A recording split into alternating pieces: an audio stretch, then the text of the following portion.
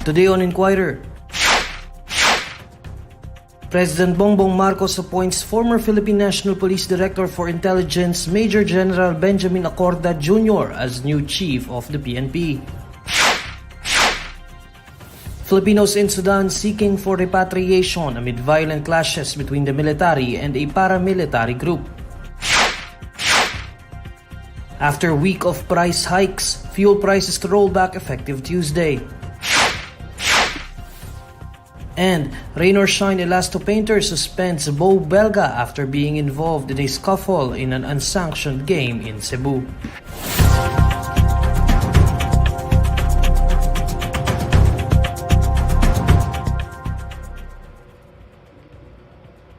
Good evening. President Bongbong Marcos names Police Major General Benjamin Acorda Jr. as the new Philippine and National Police Chief. Here's Faith Argosino with her report. President Bongbong Marcos appoints Police Major General Benjamin Acorda Jr. as the new Philippine National Police Chief. Marcos picked Acorda, a fellow Ilocano, to replace General Rodolfo Azurin Jr. as the head of the police force. Prior to this appointment, Acorda was PNP's chief of the Directorate for Intelligence since August last year and a member of the Philippine Military Academy Sambisig class of 1991.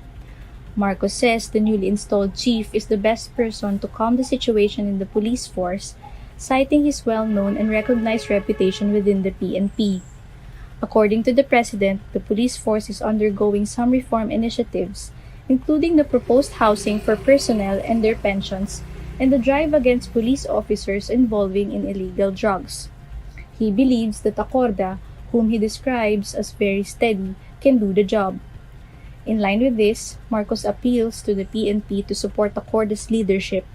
As President, I will ensure the entire PNP is given the administration's full support for the organization and its plans, its progress that seek to boost the morale of our personnel, hone their skills, and advance their capabilities.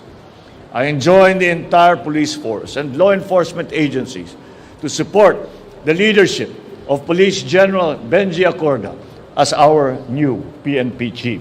For his part, Acorda vows to continue the police force's internal cleansing efforts in hopes of regaining the PNP's dignity and the public's trust.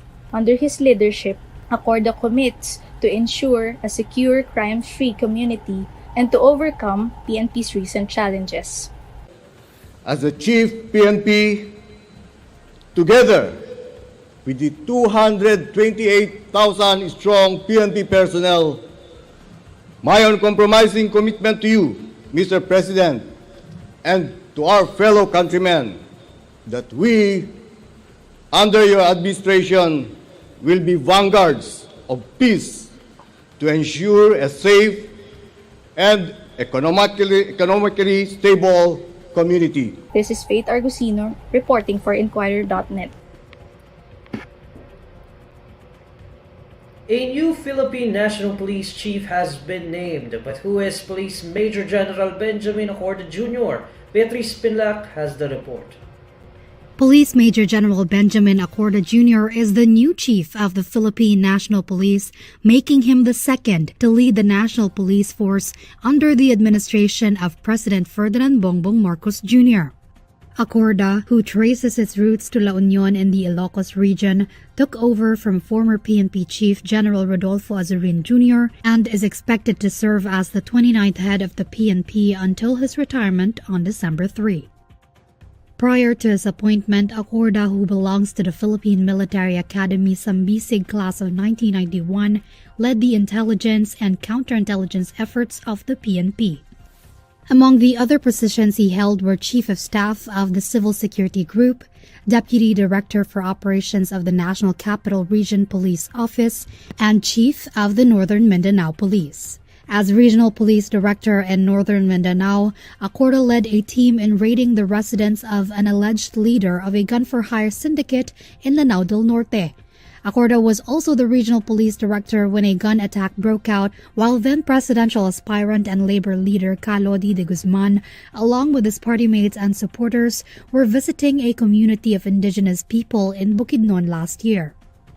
As he assumes the top PNP post, Acorda is left to tie the loose ends of a massive controversy on the alleged involvement of high-ranking PNP officials in covering up the 2022 arrest of a now-dismissed police officer linked to the 6.7 billion Cebu haul in Manila. As PNP chief, Acorda will also sit as ex-officio commissioner of the National Police Commission. NAPOLCOM will soon begin its final layer of evaluation of PNP generals and colonels who had tendered their courtesy resignations as part of the government's bid to cleanse the police ranks of ties to illegal drugs. This is Beatriz Pinlac, reporting for INQUIRER.net. The Department of Foreign Affairs says 156 Filipinos are ready to leave violence-torn Sudan, even as around 300 Filipinos based in the African country have sought the assistance of the Philippine Embassy in Egypt for their repatriation. According to DFA Undersecretary Eduardo de Vega, 156 Filipinos based in Sudan are ready to leave at a moment's notice. He explains that the Philippine government's repatriation plan for Filipinos in Sudan is through renting vehicles to transport the Filipinos from Sudan's capital, Khartoum, to the border of Egypt. De Vega says from there, they will be brought to Aswan and then from Aswan to Cairo by plane, then finally to Manila. According to him, repatriation of Filipinos will be done in batches and is expected to begin on Monday, April 24. De Vega notes, however, that he cannot say for certain how long the repatriation will take. President Bongbong Marcos recently met with the widow of slain Negros Oriental Governor Degamo and witnesses who had testified in a Senate hearing about the violent incidents in the province. In a message to reporters, Presidential Communications Secretary Cheloy Garafil says the President, quote, mainly inquired about the peace and order situation in Negros Oriental. Photos posted on Pamplona Mayor Janice Degamo's Facebook page show Garafil, Executive Secretary Lucas Bersamin, and Justice Secretary Jesus Crispin Remulla among the government officials who were also at the dinner meeting. The Pamplona Mayor thanks Marcos for the very warm welcome and for showing his concern for their province by agreeing to the meeting, which she said was set up at the last minute. She adds that she could not believe that the President was following the Senate hearings and was in fact looking forward to the next one. The Senate Committee on Public Order and Dangerous Drugs is currently looking into the killing of Governor Degamo and 8 others in the province on March 4. Suspended Negros Oriental 3rd District Representative Arnie Teves has asked Justice Secretary Jesus Crispin Remulla about what he did to earn the latter's ire as moves to declare the lawmaker a terrorist are underway. In a television interview, Teves questions why the Justice Secretary is intent on tagging him as a terrorist when the killings he is accused of have not been proven yet. Teves was named by authorities as the person behind the killing of Negros Oriental Governor Degamo and other individuals in the said province. Teves questions why the process to declare him as a terrorist should begin when he is not yet guilty. The suspended lawmaker also questions why the Department of Justice is moving to use the Anti-Terrorism Act against him, even as the weapons seized from his properties were allegedly planted. Teves also claims that according to one of the members of the raiding team, the directive to pin him down came from higher-ranking officials. As of now, it is still unclear where Teves is staying. Teves has repeatedly refused to return to the country, citing security reasons. Next on Inquirer Today. Amid tension in the West Philippine Sea, President Bongbong Marcos set to discuss military cooperation deal with US President Joe Biden. After weeks of price hikes, fuel prices to roll back effective Tuesday. And rain or shine, Elasto painter suspends Bo Belga after being involved in a scuffle in an unsanctioned game in Cebu. This Inquirer Today will be back shortly. Tao po, tao po. Tao po. Ano po? Pera pong walis. Salamat.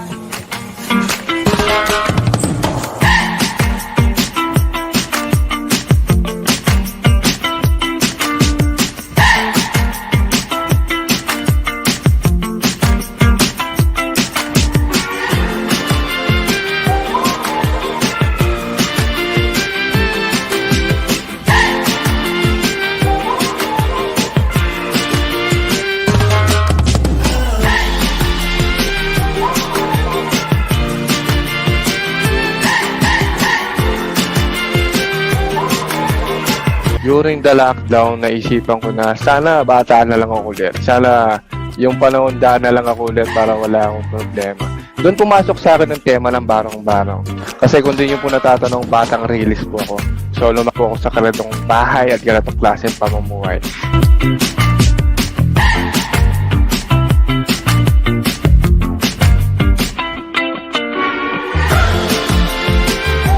Parang yero to mga tol.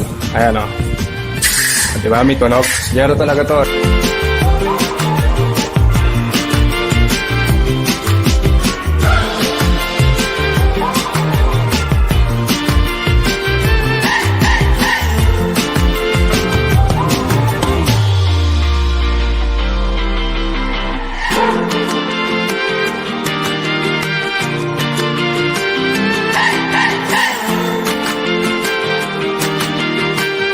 Sa pagbuo ng diorama, para ka na rin talagang bumubuo ng totoong bahay.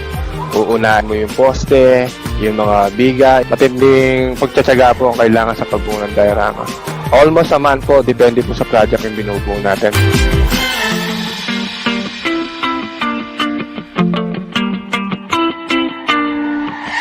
Someday, magiging replica na lang ito nung nakaraan. Mawawala na yung ganitong klaseng bahay sa Pilipinas. At ang mga new generation na Pilipino, makikita na lang po nila ito sa mga museo. At masasabi na, ito pala yung barong-barong. Ito pala yung Pilipinas noon. Umaasa ako, someday magiging maayos yung bansa.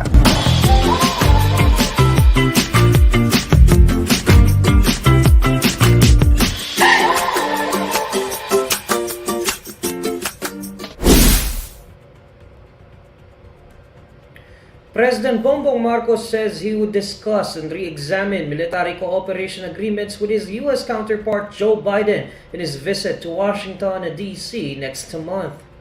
The president says he and Biden will look at how military cooperation between the U.S. and the Philippines could evolve in the face of the tense situation in the region spawned by the Taiwan issue. Marcos says they will discuss partnership between the two countries and what the Philippines can do to lessen the rhetoric.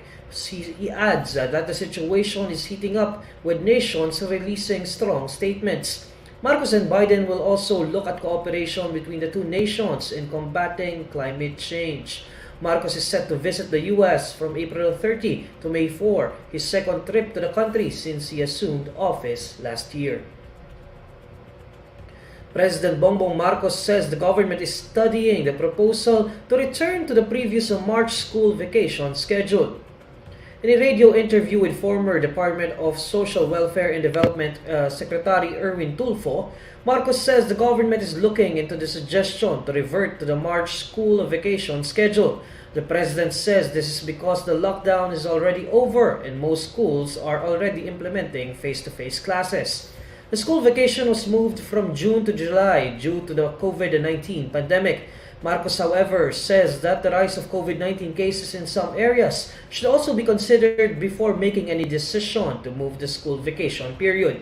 Senate Basic Education Committee Chair Senator Sherwin Gatchalian earlier proposed that school vacation be moved back to April and May, saying it is the best time for students to go out and spend time with their families as opposed to the rainy season.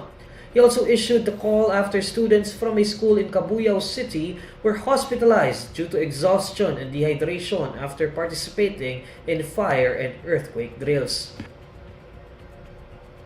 A magnitude 5.2 earthquake struck the waters near the province of Occidental Mindoro on Monday, according to Philippine Institute of Volcanology and Seismology. The earthquake struck the waters near Occidental Mindoro at 12:23 a.m. on Monday, April 24. FIVOC says the epicenter of the quake was located at 157 kilometers northwest of Lubang in Occidental Mindoro. The tremor was tectonic in origin and had a depth of focus of 33 kilometers. Intensity 3 was felt in Looc and Lubang in Occidental Mindoro, while Intensity 2 was felt in San Antonio in Zambales and Quezon City. According to FIVOC, no damage should be expected, but warns of aftershocks that may occur. The rain or shine, Elasto painter suspends Bo Belga after his involvement in an unsanctioned game in Cebu that ended in a brawl. Belga is suspended for 6 days without pay for participating in an unsanctioned exhibition game in Cebu.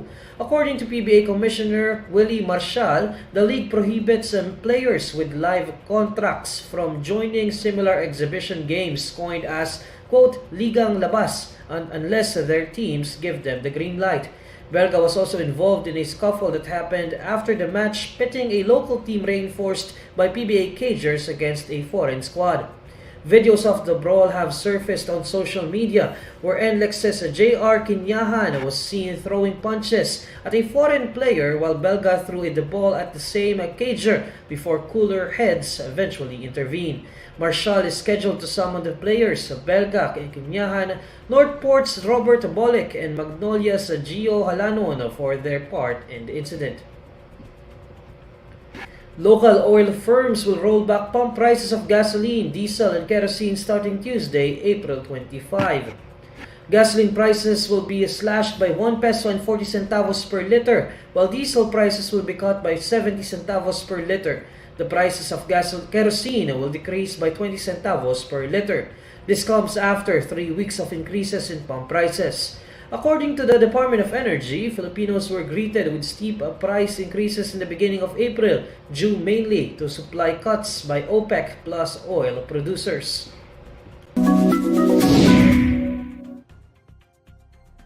Alamin naman natin ang may init na balita sa mundo ng showbiz kasama si Irvin Santiago ng Bandera. Irvin? Hi Neil at sa lahat ng mga kabandera natin all over the universe. Ito na nga ang latest Bandera Chika. Proud na ipinagmalaki ng anak ni na Jo Marie Iliana at Aiko Melendez na si Andre Iliana na isa siyang certified mama's boy. At hindi raw niya ito ikinahihiya. Ayon sa young actor, walang problema sa kanya kung tawagin siyang mama's boy dahil totoo naman daw ito. Anya mula noon hanggang ngayon ay hindi siya naglilihim kay Aiko. Masunurin din daw siyang anak at sa katunayan, lahat ng mga ginawa niyang kalokohan noon ay alam ni Aiko. Ganon daw sila ka-close ng kanyang ina. Inamin din ng binata na may non-showbiz girlfriend siya ngayon at nakilala niya ito sa pamamagitan ng amang si Jo Marie at ng partner nitong si Abby Viduya. 3 months pa lang daw silang magkarelasyon ngayon. Say ni Andre, noong wala pa siyang girlfriend, ang palaging bilin daw ni Aiko sa kanya ay ang tapusin muna ang pag-aaral. Pero biglang ang dumating sa buhay niya ang babaeng nagpatibok ng kanyang puso. At ngayong may jowa na siya, ang tanging pakiusap sa kanya ni Aiko ay huwag muna siyang bigyan ng apo habang ang bili naman ni Jo Marie sa kanya ay huwag magmadali at i-enjoy muna ng bonggang-bongga ang kanyang kabataan. Samantala, game naman si Andre sa paggawa ng medyo mature na projects in the future tulad ng may temang May-December affair. Ang hindi raw niya kayang gawin sa ngayon ay ang magpakita ng kanyang katawan. Pero hindi ka naman mama's boy, Andrea. Mama's boy ako. Oh. Proud. Proud.